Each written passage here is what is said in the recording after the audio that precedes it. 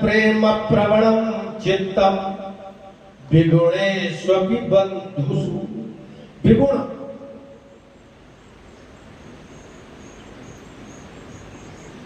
मेरे बंधु हैं, मेरी पत्नी है, मेरे पुत्र हैं, मेरे बंधु बांधव विगुण हैं, अच्छे गुण नहीं है उनमें, लेकिन मेरा पता नहीं।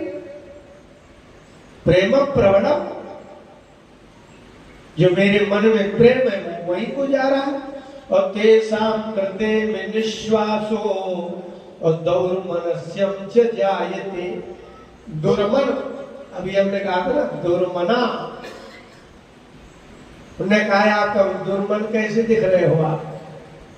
हम इंदौर गए, एक मराठी कुलकर्णी जी के घर गए, तो वो कहते हैं कि गुरुजी आपके जैसे लोग दुर्मिल हैं।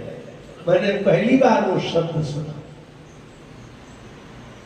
गुरुजी आपके जैसे लोग दुर्मिल हैं, दुर्लभ नहीं, दुर्मिल।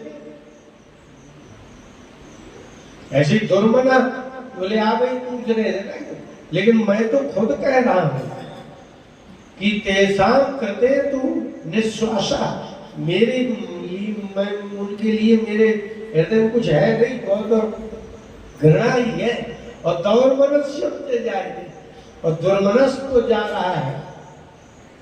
मेरा मन भी उनके प्रति ऐसा नहीं, लेकिन पता नहीं करो किम जन्म मन तेषु प्रीतिषु निष्ठुरम अप्रीतिषु।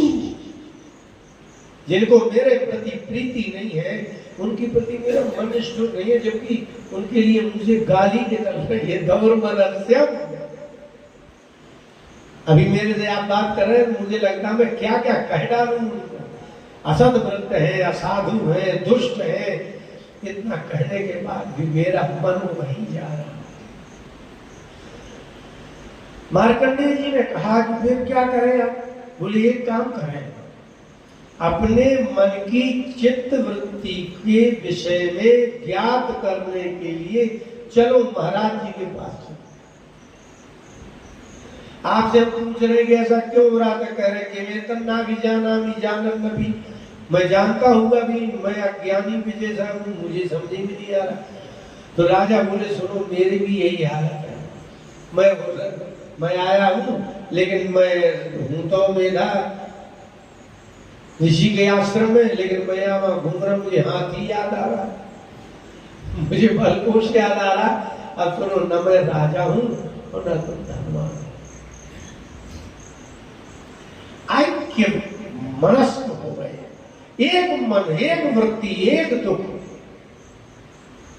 अब उनका राजत्व, उसका वैश्यत्व, उसका धनिकत्व और उसका शासकत्व दोनों समाप्त हो गए, एक हो गए। ततस्तौ सहितौ, दोनों ही सहित हो गए। अब यहां कुछ रह नहीं गया, दोनों दरिद्र हो गए, समानता हो गई। हे विप्र तम मुनिम समुपस्थितौ। मुनिराज ने, मेधा ने नहीं कहा कि अभी वो राजा आए थे कहां चले गए। इसलिए कहते हैं कि आपको घर में अति दुख हो, महात्माओं के पास चले जाइए। उनके, मैंने कहा ना कि जो आध्यात्मिक पुरुष होगा वो संकीर्ण हो ही नहीं सकता। न वो देश देखे, न परिस्थिति देखे, न आयु देखे, न जाति देखे। आप बस पहुंच भर जाओ, आओ आओ आओ आओ, बैठो बैठे भाई, इसको पानी पिलाओ, इसको लड्डू खिलाओ, इसको ये करो, मैंने वो पूछ तक नहीं रहेगी तुम हो कौन। आपके घर में कोई आए तो गृहस्थ सबसे पहले पूछता है आप कहां से आए, आप कौन है। हम तो नहीं जानते, एक रात भी नहीं रुकने देंगे। आप तो चोरी भी कर लाइए, महात्मा लोग रख लेंगे। ऐसा औदार्य किसी अन्य में दिखाई नहीं देता, ऐसा सौमनस्य किसी में होता ही नहीं। इसलिए आश्रमों में सब लोग दुखी लोग जाते हैं, लेकिन एक भी दुखी नहीं रहते। भगवान जैसे है ना, ऐसे ही उनके महात्मा भी ऐसे ही है। जैसे भगवान नहीं देखते कि भाई ये किस जाति का है, किस आयु का है, पापी है कि उनके आत्मा, कोई हो। तो उनके व्यक्ति भी नहीं देखते। इसलिए मार्कंडेय जी ने कहा ततस्तौ सहितौ, हे ब्राह्मण देवता, वो दोनों एक हो गए, एक वृत्ति, एक परिस्थिति, एक समान दुख, एक जैसा विचार हो गया। बोले अब कहां जाएंगे? चलिए मुनिराज के पास चले। चलिए गए तो कौन है? बोलिए समाधिर नाम वैश्यो सब। महाराज जी ये वैश्य है। अच्छा अच्छा, क्या नाम है? इसका नाम समाधि है। अरे वाह, आइए, बहुत अच्छा। और बोले सच पार्थिव सत्तम, और वो राजाओं में श्रेष्ठ पुरुष है। अब दोनों एक हो गए। समाधि नाम का वैश्य नहीं बचा, थे तो थे धनवान, ये राजा थे, लेकिन कृत्वा तुतौ यथान्याम और यथारहं तेन संविदम्। और गजब शब्द है संविद, उनने जैसा जो कुछ है वहां बैठ गए, उपविष्ट दोनों बैठ गए। बोलिए भाई कौन है? कथा का चक्रतुर वैश्य पार्थिव। वैश्य बैठ गए, राजा बैठ गए। चलिए सुनाइए कथा। महात्मा जी को कोई लेना नहीं, आपकी कथा सुनने का उनको कोई मन नहीं है। लेकिन चक्र तो वो दोनों अपनी अपनी कथा सुनाने लगे। महात्माओं को गृहस्थ जाके जब कथा सुनाते हैं तो ऐसे ध्यान से सुनते जैसे इनको यही सुनना था। अच्छा, अरे राम राम।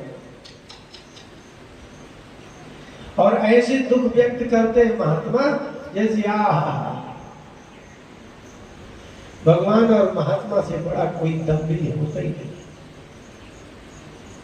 भागवत में प्रारंभ में ही लिखा गूढ़ा कपट मानुष। भगवान नकली मनुष्य है, असली मनुष्यों के जैसा कर रहे हैं। गूढ़ा कपट मानुष। महात्मा जैसे नहीं होते ऐसा प्रदर्शन करते हैं, भगवान जैसे नहीं होते वैसा प्रदर्शन करते हैं।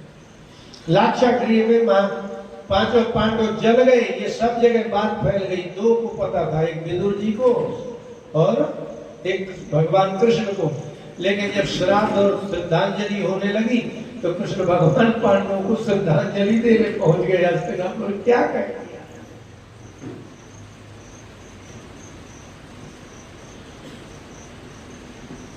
और द्रौपदी के जब स्वयंवर में पहुंचे तो आगे बैठ करके बलराम जी से कह रहे, पीछे पांडव बैठे, आप जिनकी मतलब श्रद्धांजलि में जा रहे हैं और आपको पता भी है कि ये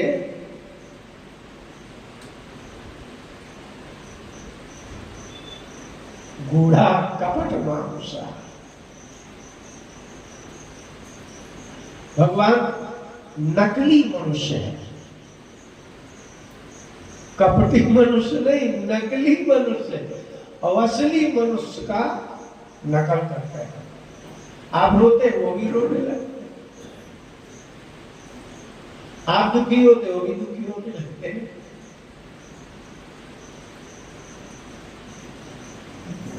आप किसकी नकल उतारते हैं? भगवान की नकल उतार रहे हैं कई लोग, लेकिन भगवान भी कमाल के हैं। वो नकली भगवान नहीं है, भगवान असली है, नकली मनुष्य है। असली मनुष्यों की नकल उतारते हैं, रोते हैं, गाते हैं। और बिल्कुल ठीक ऐसे ही महात्मा होते हैं। तो उन्होंने जाकर के पहुंचा है? दोनों महात्मा ऐसे दुखी हो गए जैसे अरे राम राम।